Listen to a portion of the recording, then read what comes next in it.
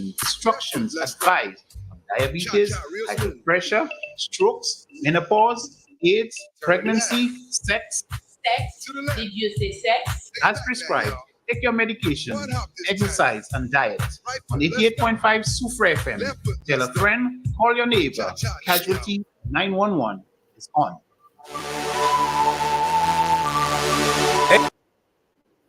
Hey, folks, if it's a Monday morning, of course, between the hours of 10 and 11, Casualty 911 is on. Yes, it's a beautiful Monday. Of course, fresh day, fresh start. I just want to wish everyone out there a blessed and, of course, a productive day. Likewise, is the week. All right. Anyway, without further ado, she's here with me this morning, Mrs. Wilson, along with her guest. She has a lovely guest this morning. The guest is going to introduce herself, or she will, on behalf of the guest, make the introduction. Okay, so good morning to you, Miss Wilson. Welcome inside another edition of Casualty 911. A while ago, you said Mrs. Wilson. I really thought. No. I really thought I got married over the weekend. My goodness. My humble apologies. Oh, okay. With you full of surprises. So, yeah, you're full of surprises. Well, 2024, here I come, apparently. You go, girl. Yeah. So, good morning, everybody. Let me just say it's a beautiful Monday morning. And again, we are here with you on Casualty 911. It's always a pleasure to be here. And we must say thank you to all our listeners from Choiseul, Connery, Soufre, persons at their workplaces. We really appreciate you listening to us and giving us feedback. We would definitely like you to call the program or leave us a message on Facebook. We could really do with the feedback. WhatsApp. We could really do with the feedback. So again, it all depends on you, our listeners. So this morning, I know it's already a little past 10. We have a guest with us. She has been, we have already asked, that's the second time, so we want everything to go well and make sure that everything goes well today, because the first time it could not happen, and the second time, having her here, it's a pleasure. With that kind of profession, we don't get many persons, that has the skills, the knowledge. So again, we're so very grateful. I will allow her to introduce herself even before I say what our topic is. Go ahead, Mrs. Paul. Hello, good morning. Can you hear me? Yes, we can hear you. Wonderful. Good morning, everybody. Good morning, listeners. It's such a pleasure to be here. My name is Laurel Beckles Paul, and I am an SLP. That does not in any way demonstrate my political affiliation, but it's simply an acronym for speech and language pathologist. So that's me. Wonderful. I was wondering when I heard the SLP, I was like, oh my God. Yeah. Let me just say this. In the Soufre community, and not only in the Soufre community, island-wide, as parents, we have concerns when we hear our children have issues with their speech. Some of us tend to ignore it. Some of us tend to be in denial. We always say when the children get older, it will get better. But, we have services available. It could be private, public. And we're asking parents, if you actually seen these issues, take charge. Take some time and get the help that is needed. And throughout the children's school's life, you can, really get some of the children with these issues. Some of them feel really bad. And, but if you as a parent take the initiative and provide the help for your children, it can get corrected and, or you can get guidance on how to do certain things. So this is why when I heard the topic, I was very happy, so happy that we could have actually got Mrs. Beckles Paul to come on the program, especially for our parents out there. Some of us tend to have a lackadaisical attitude, a non-careish attitude when it comes to our children. And That is one of the most important thing that you can do to help a child, and it also helps build up the child's self-esteem too. Yeah. It goes a long way. So I'm hoping that persons who listen to that program today can speak to your friends, your neighbors, or go on YouTube, ask your friends and neighbors to listen to the program, even if they didn't get a chance to listen to the program. So Mrs. Paul, Yes. um, so without further ado, we'll get into you know, our program. Okay. Um, so I'll just start with I think our topic is speech disorders in children. Yes, that would be Yeah. correct. So you will start by giving us what is the definition. Okay. Sure, I Yeah. can do that. All right. So, even before I give the definition, this could be part of the definition, but I wanted to let people know a little bit more about what speech and language pathologists do, and your question would be answered within this little next part. Okay. So, what speech therapists do, because a lot of people locally aren't quite aware. A lot of people ask if we help people write speeches, but that's not it. What we rather do is we work to prevent, assess, we also diagnose and treat people that have any problems that are related to their speech, their language, their swallowing as well. So that is kind of a little blurb to describe a wide scope of things that we are able to address as professionals. Wonderful. Honestly, Mrs. Paul, to tell you the truth, when my colleague spoke about it, that was the first time I was actually hearing about someone in that profession. And Okay, wow. yes, honestly, but we go to the schools and we hear our children with these kind of issues. So that would be that program. I was really looking forward towards it, to ensure Great. that our listeners, especially our parents, to take some time. Yes. Yeah, so I'm really really happy. So having said that, I'll let you go on to speak about the speech disorders in children, like the types, the causes, and so on.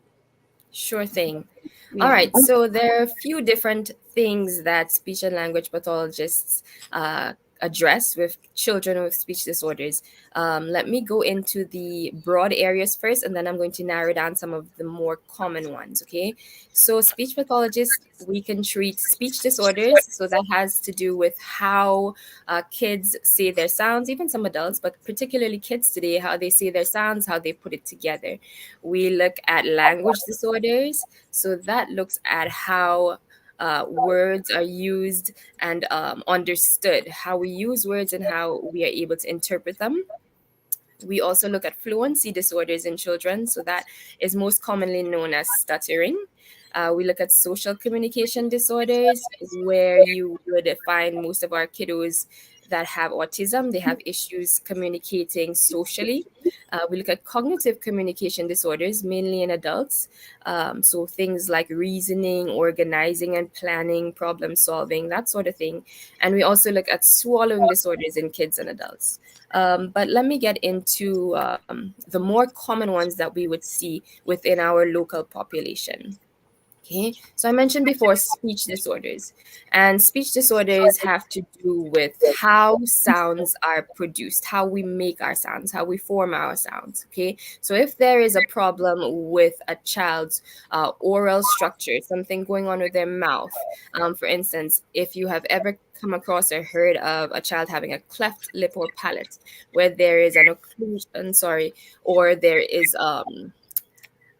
the completion of the lip or palate is not fully formed. So that physical informity can cause issues with how a child produces sound, how they produce speech. Okay. It can range from things such as simple substitutions of different sounds, changing a sound to something else, leaving off sounds, to even more severe or difficult, severe impairments, I should say. So that would be anything structural that would cause a child to mispronounce, misarticulate a sound. Let's see. There are phonological disorders, which is slightly difficult. Slightly different rather than speech disorders. This is where kids actually produce sounds correctly, but they might use those sounds in the wrong position. So if you ever heard a child saying, I want to do" instead of go, so they might be substituting a G for a D in that instance. So that could be another issue with a speech disorder in our children. We also have what we refer to motor speech disorders. So that's where there's weakness in the muscles related to the speech mechanism, which would cause someone to have maybe slurred speech or some choppy speech, maybe, or sometimes even some mumbled speech. It could cause them to have a slower rate of speech or a more rapid rate of speech. Okay, then we delve into some speech disfluencies, and that is where we have what we refer to commonly as stuttering or stammering. And that's where there's an interruption in the natural rhythm or flow of our speech. And that's one that we are quite commonly aware of, one that is more widely known. All right. I just want to break these down for a little bit, and we'll get into them a little bit later. We also look at voice disorders. So if a child or an adult is experiencing uh, a poor quality of voice, whether it's nasally or it's muffly or it's stuffy, and it is, something that's prolonged. If you've ever watched the show called The Nanny Named Fran, she had a super nasal voice where she spoke up here in her nose. Okay, sometimes people can So do that. I too am like that too. From a childhood, Hmm, they telling me that I speak nasal. interesting.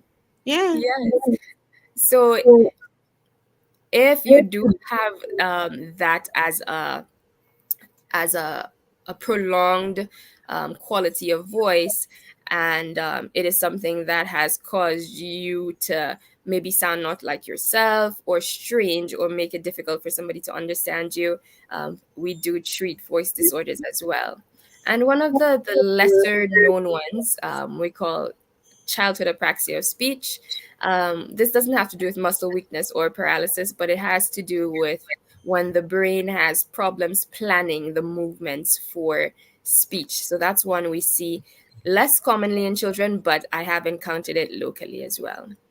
So those are the different types of speech disorders. Mainly the speech disorders such as the articulation where they mispronounce sounds, etc. And then there are the language disorders, which can be broken up into two parts. When we think of language and how people communicate, we think of how we speak or how we use language to get our wants and our needs across, how we're able to tell people what we want, how we're able to share opinions. So that would be the expressive part of language. And then there is the receptive part, which is how we understand, how we interpret meaning, and how we're able to synthesize information so that we can use it meaningfully. So we that is a very, very common disorder, the expressive and language disorders that I run into with kids all of the time. So those would be some of the more common types that we would see here locally. To tell you the truth, I'm speechless. This is so complex. Honestly, I had to try to absorb it. I'm so glad that you speak about it in our local context. What you actually see here in Saint Lucia. I'm really Mhm. glad. So that means we have issues here, and then so parents, now that you have heard some of these types, and if you realize your children has one of these issues, now is the best time to continue listening to the program. And I too did not know. I thought that was just me naturally from a child. Everybody have been telling me that, but I didn't realize that was, I mean, a disorder. You said. um, y- Go ahead. I never knew that. And from a child, that's how I've always been. It can be. It can be. Right now, your voice quality sounds pretty okay to me, but it definitely can be problematic if it's something that you're struggling with um, for a long time. But you are a radio personality, so it sounds like you're doing pretty good. Thank God. I hope the people in the community are listening to that one. So now that honestly, I'm taken aback. Honestly, I think it's two of us that has that issue. Mom, which is now 90 something years, mom and myself. These two persons in the community have always been speaking nasal, and people always say that to us, but I never realized that was a. But anyways, Interesting. so now that we've done with the types, can we go on to the causes of what causes some speech disorders? Sure thing. We sure can. Let's see. When talking about the speech disorders specifically, differentiating those from the language disorders, so talking about how sounds are made, a lot of the issues of speech disorders caused by either problems or changes that occur in the physical structure or shape of the muscles that are related to creating speech. Okay, so for instance, I mentioned cleft palate before, so that is a cause some issues with how that child's speech is produced. Also, if there are some issues with the teeth, depending on the structure of the teeth, depending on how straight they are, sometimes if they are adequately aligned, sometimes if we have an overbite or an underbite, that can affect how we produce certain sounds in speech. So that speaks to the physical structure of how a child's oral mechanism may be that can cause speech delays. Also, if parts of the brain is injured, for instance, the nerves, such as when a child might be born with cerebral palsy, that can affect how the muscles work together to create speech. So, if that is an issue that we're seeing in a child, then that child may likely have issues with their speech. Also, hearing loss can contribute to the way that speech is produced because of course if you can't hear sound at a very early age, then you would have no perception of how that sound should be produced. Or if you are hearing some sound, it may be distorted or it may be heard in a muffled way, which would impact how it is then produced. So hearing loss can also affect speech disorders in children. So those are some of the or three of the main types of ways that speech delays or speech disorders can be caused. So, Doc, having said that, I mean, I'm sorry, Mrs. Paul, having said Yes. that, in our local community, people tend to say your tongue is heavy. Like some Hmm. people, their tongue is heavy. Is that one of the causes why people don't speak properly? Like, Um, or they look yes. like how to explain it? Like their tongue actually coming out of their mouth, like it looks bigger and so Yeah. on. That's one of the causes. I'm Yes, just that's a great question. Again, that is one of the structural deviations from the norm, which could affect the way your speech is produced.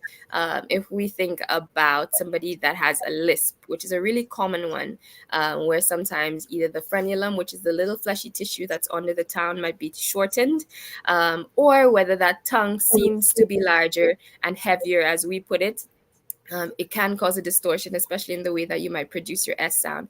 So, for instance, you might hear somebody speaking like this instead, because all of those sounds are kind of distorted or impacted by the way the tongue sits or by the way the fleshy little tissue on the bottom of the tongue, the base of the tongue, is attached. So, yes. When we say that a person's tongue is heavy, it can be it can point to or can be a cause of that person's speech being negatively impacted in some way. okay. Hearing you say that, you know, I'm speaking about my own self. I know we said in Right? children, but Yes. however, some of us, um, as time goes by, we develop hearing loss due to different illnesses and Yes. as adults. And sometimes I really feel that it really affects our speech because I, for one, I'm suffering with Meniere's disease, like the ringing of the air and all of these things. And as time goes by, Mhm. little by little, you kind of lose that hearing. And one of the things I try as much as possible to be mindful how I speak, and Okay. so as an adult, if you're suffering from hearing loss, will it eventually affect your speech? I'm just asking out of a little concern. Maybe Well, no. that's a good question. That's a really good question. Um, it is not likely to, simply because you've had a longer time or a longer period experiencing sound and what sound is supposed to sound like. So you would have already formed that sort of muscle memory in terms of producing certain sounds, the way you produce them already. So even with hearing loss, you should be able to retain the way you have been producing your sounds basically all of your life. So unfortunately, yes, as we age, we do experience some degradation of our skills, even our hearing skills at points. But hopefully, we should be able to retain our speech or the way we produce our speech because we would have experienced it for a wealth of time or long enough to be able to have committed how we say certain things to memory. Okay, thank you, Mrs. Paul. Sure thing. So now we will go on to. I keep on saying doctor because um, the reason why I keep on saying doctor, I'm always at the ho- I'm sorry about. Yes, I'm always at the that's hospital, quite fine. and most times we have our doctors on the show. So please excuse me for this one. I'll try my best, Mrs. Paul. Again, That's okay. so give us a little bit about the signs and symptoms that you really seen in our local context as it relates to speech disorders in our children. Sure, sure, sure. All right. Uh, so there are some things that we expect kids to know or to develop or to say by certain ages. I believe that each of us, even as adults, even as people, as humans, we would expect whether having interactions with your own kids or your family's kids, your friends' kids, your neighbors' kids, whomever, we would kind of have an idea of when a child should be doing certain things. We kind of know when a child should be walking. Maybe heading to the age of 1, they should be walking, and so similarly. We might have an idea of when we should expect a child to start speaking, which is around the age of 1 as well. At the age of 1, I'd expect to start hearing that first word even before, or I would expect rather children to be communicating using single words. So, for instance, if a child would like something from the fridge, maybe they might say juice, or they might say wawa or water or something like that. So, there are certain milestones that we would naturally expect of a child um, during certain ages and stages to know that this child is developmentally on the right track. So, if we recognize that a child is behind where they should be, significantly behind, maybe 6 months, a year behind where they should be, that child is 1 and they have not yet said their first word, they have not yet attempted any maybe animal sounds or any noises like maybe sirens or farm sounds, they are generally quiet, then you would kind of have something going off in your brain, or maybe a red flag. Hey, something's not quite right. I think this child should be saying more. So that's definitely one of the early intuitive signs that you can have your senses tingling about something is not completely typical or as it should be in terms of this child's development of language. So that's one thing you can look for. In terms of the language aspects, another sign you can look for is if that child has difficulty understanding when you speak, especially simple instructions for little kids. So if you said, something simple like come, and you indicated with a gesture as well. So not only did you pair the verbal instruction, so sorry, not only did you say the verbal instruction, but you paired it with a visual gesture, come, a come symbolization or sign. And that child still doesn't seem to understand what you are saying, not because of stubbornness or because they want to defy your instruction, but they genuinely seem like deer in the headlights. They are not sure what you are saying. If you ask them to retrieve a common object that you're pretty certain they know what it is, you comb their hair every day, so you're pretty sure they know what a comb is, but you ask them to get the comb and they might get you something else, maybe a brush, or maybe something completely unrelated, that could clue you into something. Something isn't quite connecting. This child isn't quite understanding what I am asking of them. Okay, if this child also uses limited gestures, at that age, their speech, their language is not fully developed by any means. So they're using very early signs of communication or early means of communication. So they might use facial expressions, or they might use gestures to supplement that language that they don't yet have. So if you notice that your child, your toddler, is not communicating with you, they're not signaling to you, they're not telling you that they're happy by their smiles, they're not pointing to things that they might want, then you can have some valid concern that something might not quite be right. Okay, if kids also have issues, maybe organizing their thoughts or expressing their ideas, maybe for older kids, you can also start thinking that they might not completely be understanding how to use language to make requests, or how to use language to express their opinions or get their ideas across. So those are some signs that parents can look out for. Even teachers within the classroom, those can be helpful things. You notice this child is lagging behind in English. They might not be doing as well on their comprehension assignments, on their grammar exams. They might be really doing poorly. These are all signals and signs that both parents and teachers alike can look for when trying to detect or identify a speech and language disorder in a child. Okay, so these are things parents should look at. Yes. Mrs. Paul, you there with us? Wonderful. Yes. I'm so happy you said that, because many times you go through the wellness centers and you hear the nurses have assessed the children, and then they pick up some things and they ask the parents, to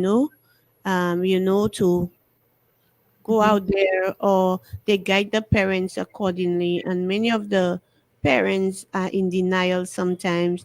They always say the child is just probably a slow child, or the child needs some time, or the child doesn't be around other children. That is why the child have not developed some of Yes. these skills. So what do you say to parents like that? Because sometimes even when the children go through the infant school, you still realize that the children are lacking some of their speech is still not there, and so on. Right. Yes, so some parents they still feel, oh, my child is just slow. I My sister was slow, and look at my sister now, and Yes. they tend to look for all kind of excuses. What do you say to parents that always have this kind of you know reason why the children have not developed, especially as it relates to their speech within the Right. time they're supposed to develop? Great. I absolutely love that you asked that question, because it is something that I definitely deal with on the daily. Um, it's always something difficult to accept when it is your child that has the issue. Let's call it an issue with their speech. We all have such high hopes for our children, and have ideas and dreams of what we envision our children to do and become.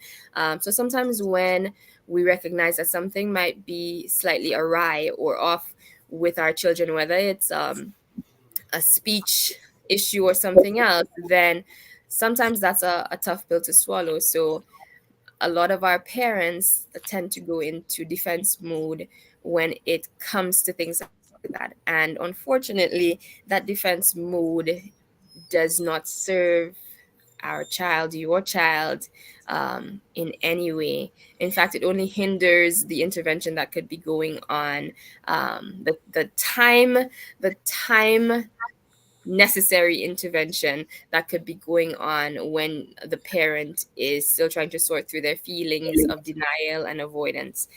So, to those parents, I would say, if you do visit a health center, clinic, and you speak to a professional who has voiced concerns that your child might have a speech and language delay, or they might be falling behind in their development as it relates to their speech and their language, I would definitely urge you to take it seriously and to take the necessary steps, which would be seeking out an evaluation for your child, to confirm. And if your child is confirmed to have a speech and language delay or disorder, um, while it might be a little bit disheartening, you have actually just taken the best step for your child in terms of figuring out what the issue was, so that you could now address it, so that that child could have the appropriate intervention, the appropriate early intervention. And early intervention is key. Can never ever stress that enough. So you'd have taken the best step that you could for your child in terms of advocating for them,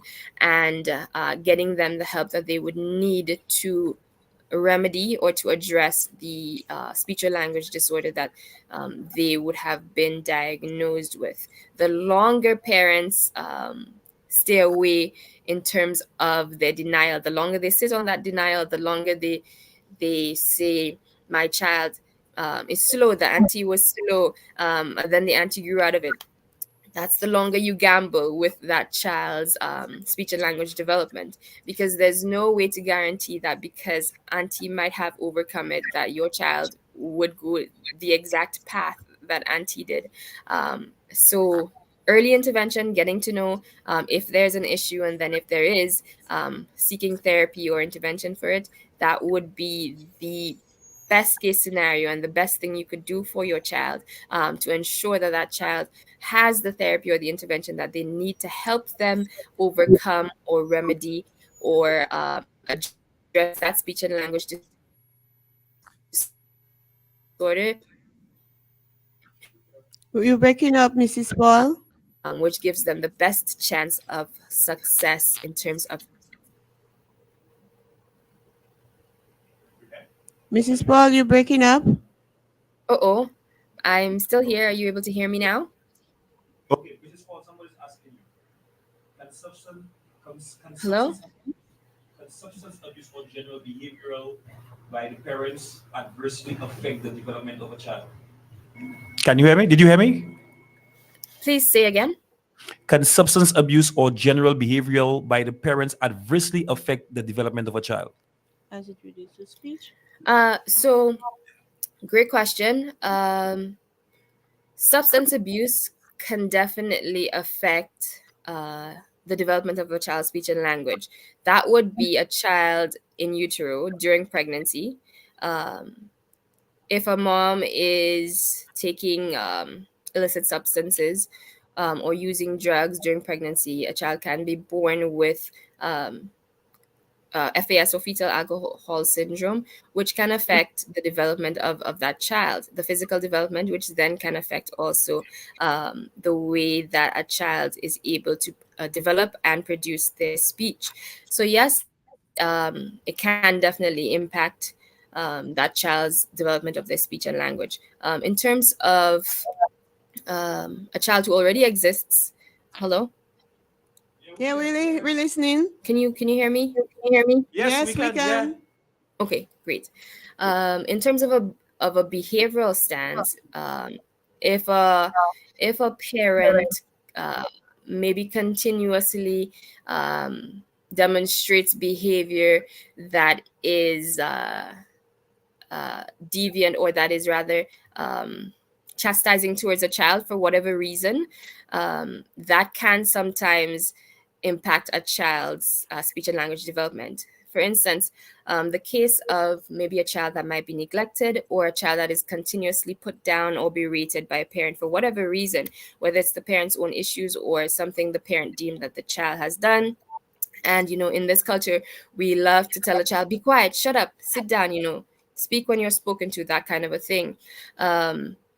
I I personally have such a peeve when I hear that, or if I hear it around when children are constantly asked to shut up and be quiet, because I meet so many kids that are struggling to find their voice and their speech. So if a child is constantly in such an environment, it can cause that child to shut down emotionally, and that in turn can affect their language. It can cause them to be quiet. Indeed, it can cause their language to sort of dissipate. Not that they don't have the language anymore, but they're not motivated to use it because of the behavior that comes towards them when they do. So yes, in both instances, both behavior and use of substances, illicit substances, can affect speech and language development in a child. I love that answer. Honestly, I love it. Um, so, I like the fact that you said early intervention by parents. Um, and that is where, when you as a parent sometimes are in denial and you don't take early intervention, when our children start going through the system, there is a lot of stigma, and and a lot of bullying, because sometimes where the children stutter, they have Yes. different speech issues. Right. And so what do you say to, as it relates to stigma, Mrs. Paul, what would you Yes. say about stigma as it relates to when the children have speech disorders? Oh boy, that's a big one. Um, there's definitely a lot of social stigma attached to kids that have speech and language disorders, especially the ones that are more visible or audible to us. For instance, you mentioned our stutterers, and that one's pretty close to my heart, because it is a disorder that you can readily tell. Anybody can kind of tell when somebody stutters. Um, it is one that is often the um, one that is often let's say bullyable, the one that kids really receive a lot of flack for. And of course, it is not fair. Of course, it shouldn't happen, but unfortunately, it does. That's why I'm really glad to be able um, to be on here this morning to kind of spread more awareness about these disorders, and crave and ask for acceptance of these kids. It's nothing that they have done to call it upon themselves, or they didn't ask for these things to happen. This is just the hand that they were dealt. But it definitely makes things a little bit easier on them if we as a society would embrace them, as opposed to stigmatize them and make them outliers, and kind of ostracize them. I have done several in services where I have actually gone to talk to classes of students about kids that stutter, just to bring awareness to them, so that they are more sensitized, and that they can gain a better understanding, and hopefully by gaining a better understanding of the disorders, that they would be more sympathetic to it and be more accepting of it. Um, in that same breath, there is also this very, very interesting disorder which comes under speech and language disorders. It's called selective mutism, and it is as it sounds, where individuals might be completely nonverbal during certain situations, or when speaking to certain individuals, or in certain environments. And it has absolutely nothing to do with um, wanting to be rude, or wanting to be defined, and not wanting to speak when you're spoken to, but it has everything to do with a paralyzing fear and anxiety of speech in certain situations. And while it is very uncommon, it is something that we have present in St. Lucia. And just talking about the stigmatization, the stigma regarding speech disorders, um, there was this one client of mine. She was a teenager. and early teens, adolescent, maybe 13. And she had just moved over to high school. So it was a different environment than primary school, where kids tended to be a little bit more accepting and a little bit more inclusive. But moving to primary school, it was a completely different ball game and a different environment. And she really did experience a lot of bullying because she couldn't speak. She could not speak to anybody at school. She couldn't speak to her teachers. She couldn't speak to any other people in her class. She didn't really know them as yet. And so she was kind of ostracized and, excluded from things, activities. Imagine having somebody that can speak but won't speak as a part of your group for a presentation. It can be very, very frustrating. You can't understand it sometimes. So she was kind of set aside for that. But I definitely had to go into that school and talk about it, let people know what it was, bring awareness to it, let them know that she just wasn't trying to be segregated or by herself, but it was literally a significant, severe, real, genuine disorder that she had that caused her to be unable to speak to people at school. And after bringing the awareness, I was so happy that the students were evolved enough, they were intelligent, and they were accepting of it. They understood, and I was happy to hear of reports following that she was more accepted, or people were more lenient and accepting in the ways that they dealt with her, as opposed to previously when they had no knowledge of exactly what was happening with her. So I think and I believe that knowledge is power. So I'm really, really happy for this avenue to share today, this morning, so that more people are aware, so that we definitely can become more welcoming and accepting of individuals, especially kiddos that do have speech and language disorders in our community. And we do have many, they're plentiful. We can find them in every community, in any community, all ages. So the more you know, the more that you would become more sympathetic to them, and definitely more understanding and more accepting of these individuals. So Mrs. Paul, Yes. when you say that, I'm so glad you spoke about the support at the school and the wider community at the school, because I too, that's the first time I'm learning about it. And Okay. sometimes you always wonder, you hear parents say, but she can speak. Why she's at the school and for the whole year she have not uttered a word? You understand? And you wondering what is Mm-hmm. happening. Yes. I'm so glad you said that. Um, Having said that, Mrs. Paul, where can persons get these kind of services available if you realize your child has, you see the signs and symptoms, you realize that is what is happening? Where can persons get these services available to assist their children?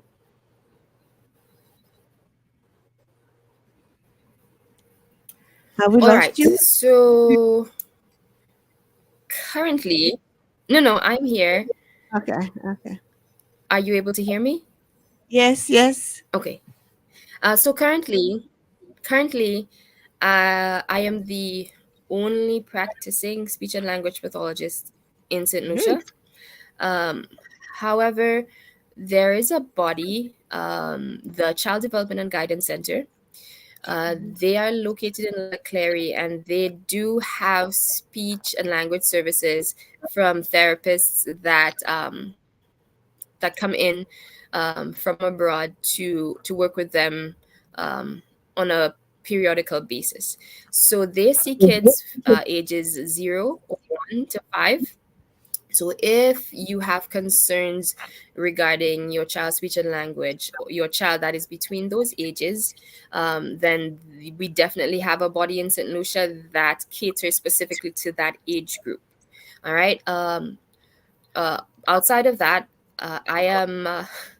I am the one that is available to see kids and adults with speech and language disorders, across the lifespan, which does make me quite busy. But if you absolutely have a concern that is very, very pressing, definitely I would love for you to get in contact with me so that we could see how best we can address those concerns. So currently on island, those are the two options that I am aware of. Okay. So, Doc, are you in the Mrs. Paul? Are you in the public and private sector, or both of them, or one of them? Both of them. Both of them actually. I do currently work with or from the Special Education Center in Viewfort, and I just want to shout them out. They are doing an absolutely amazing job as well, trying to bring awareness and also sensitization to individuals with disabilities. And I also run my own as well, also located in Viewfort. Okay, wonderful. Where in Beaufort? May I ask? Where do you have your It's in Louisville, Viewfort. Louisville, Beaufort? Okay.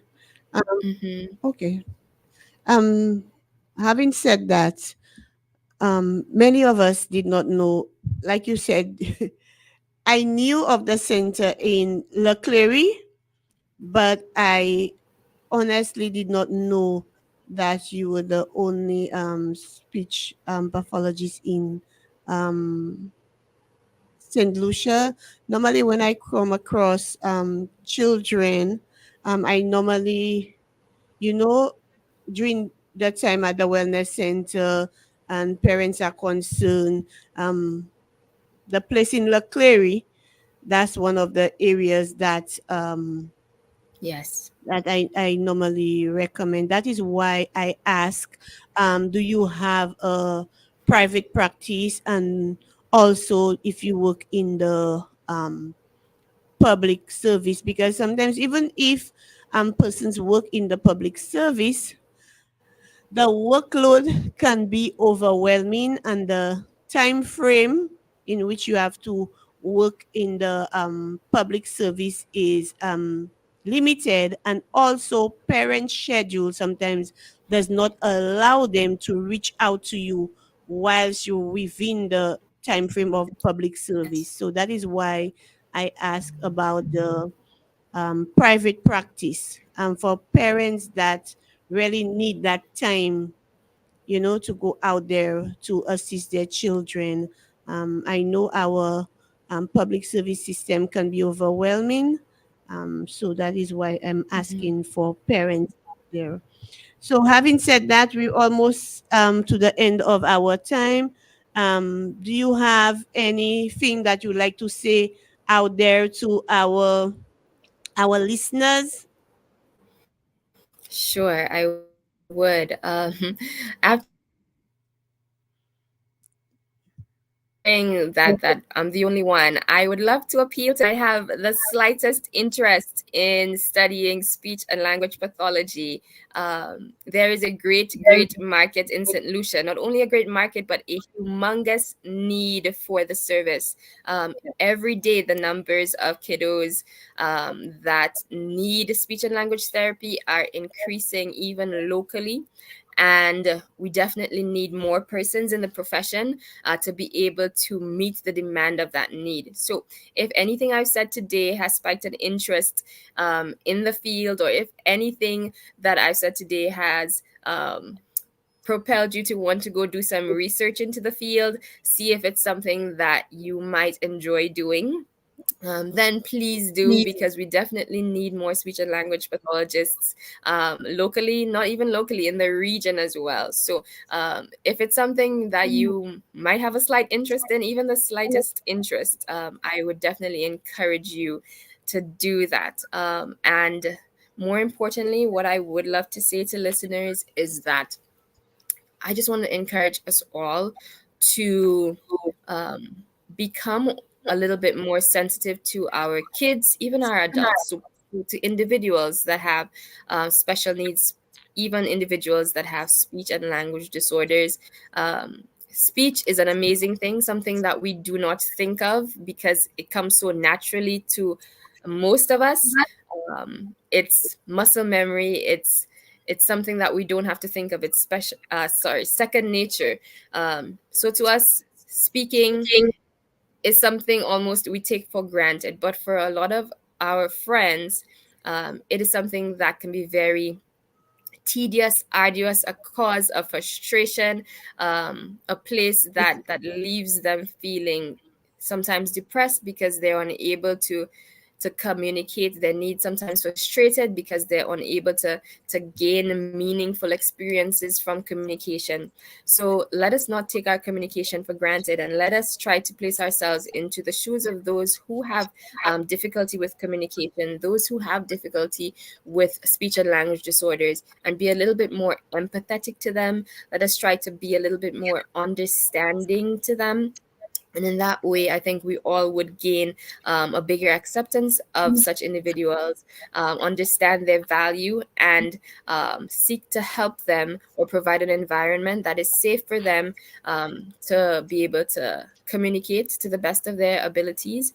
So let us all just keep an open mind when it comes to interacting and dealing with kids like that, adults like that as well, so that our little space of this world, our little country, our St. Lucia, could be a place that is accepting of kiddos with speech and language disorders. Thank you. So before you go, we just Mhm. realized someone has a question. Okay. He said that well, actually, it's not really a question. He said, I have heard that letting a child cry helps in vocal development. Any insight on this? Can you say the last part? I have heard that letting a child cry helps in Mhm. vocal development. Any Mhm. insight on this? Letting a child That's an cry? interesting question. I mean, if your aim is to have your child become a world famous singer that does opera or something, then you could let them cry excessively. If you're talking about maybe disciplining and behavior, there is a healthy amount of crying you can let your child do, but I also am a firm believer in talking to your child so that they know the limits. Yes, you can cry, but let's not overdo it. So yes, you can let your child cry, but let's do that in moderation. I don't know that it necessarily has a link to vocal development. Children are naturally born with a nice set of lungs that help their voices and their voice qualities to be pretty pretty standard and pretty okay. So I don't know how much truth there is to the link in your question, but let's do everything in moderation. I agree. So, having said this, thank you so very much, Mrs. Paul, and my sincere apologies for addressing you as Doctor all the time. That's fine. I must say I learned quite a bit, and I can tell you, I can guarantee you that I will be going over this session again just to learn quite a bit, especially when I go out there to our wellness centers and you meet our parents, our guardians, and so on that have the issue. That is a way to guide them accordingly. I might not be able to explain to them, but then I can ask them to at least see the YouTube video and learn a bit about it, and to ease out their mind a bit, and to get them at least get them start to think and do not stay in denial like some parents usually do. Again, Yes. thank you so very much. I cannot say how much this session means to us, especially for our community members and for us at the bureau. And I can tell you it will definitely go long way. All right. And thank you to all our listeners also. Remember from the very beginning, I said if you have listened to that program and you realize you have family members, community members with those issues, just take some time, advise them to watch the show and so on, just to guide them. Be careful how you approach to in saying this. um yeah, So you could always share the link with your family members, community members, so that they um, are quite knowledgeable and then they can be guided accordingly. I'd like to say a very special thank you to Romanas for assisting and providing the link, and to my colleague Fawn, who went all out in ensuring that Mrs. Paul was here with us. I know, it took some time, but again, I am so very thankful. And Erlan, of course, thank you for being here. Thank All right. So have a wonderful day, Mrs. Paul, and do take care. Thank you so much. It was an absolute pleasure being here, and thank you so much for this opportunity. I hope you guys have a great day as well. And we do hope that you might come on the program, person.